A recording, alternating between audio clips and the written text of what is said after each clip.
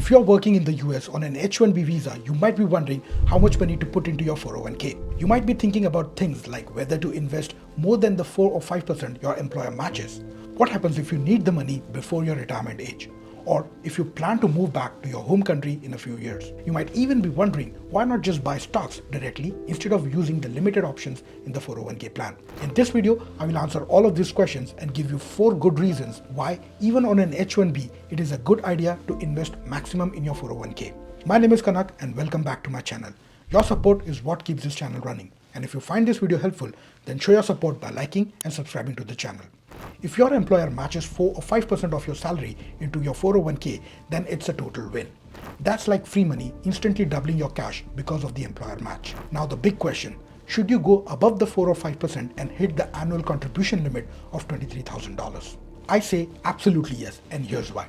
Maxing out that 401k limit means you save an extra 30%, which is around $7,000 to $8,000 in tax money each year. This cash gets to grow and multiply over the next 20 to 30 years of your working life, especially if you're getting a solid 10% annual returns on the S&P 500. In 2 decades, that $23,000 you put in will turn into a whooping $161,000. But if you don't max out your 401k, you're left with only $16,000 of post-tax money to grow.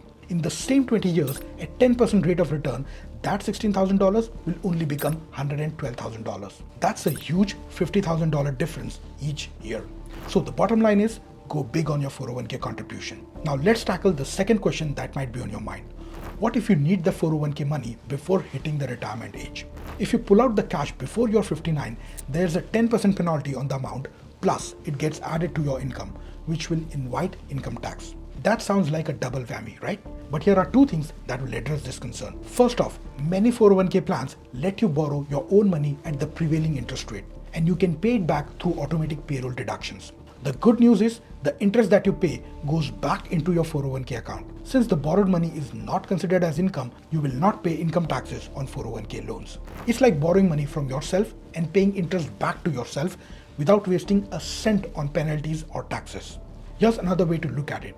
Treat your 401k like an emergency fund, tapping into it only when you lose your job. If you withdraw when you're jobless, you are only hit with the 10% penalty and no income taxes because, well, your income is zero at that point.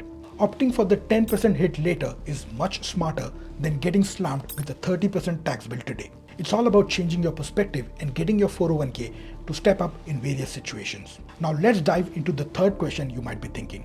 What if you're not planning to stick around in the US for the long haul and are considering moving back to your home country? Well, first thing first, just because you're leaving the US does not mean you lose all of your 401k cash. You have the option to shift your 401k money into either traditional IRA or Roth IRA and keep your investments going. Here's the breakdown on the rules. If you go for a traditional IRA transfer, there will be no taxes upfront, and you only pay taxes when you withdraw the money. On the other hand, if you opt for the Roth IRA transfer, you will pay taxes on the pre-tax money you moved. The good part with the Roth IRA though is that your money gets to grow tax-free. So when you withdraw the cash after retiring, you won't have to pay any taxes on the gains. Now let's talk about something crucial, especially if you're from the rapidly growing economy like India. You might be thinking of getting better returns by investing back home rather than in the US. Sure, that sounds reasonable, and yes, the Indian stock market has been booming with a 15% return in rupee terms over the last 30 years. But here's the catch. The rupee itself has been losing about 5% against the dollar. So when you convert those rupee returns into dollars, you'll find that your gains in the US dollar are actually less than what you would get by investing in the S&P 500.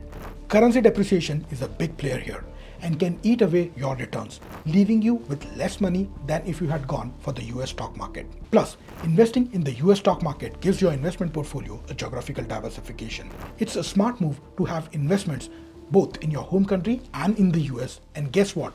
401k gives you that global diversification even if you end up back in your home country.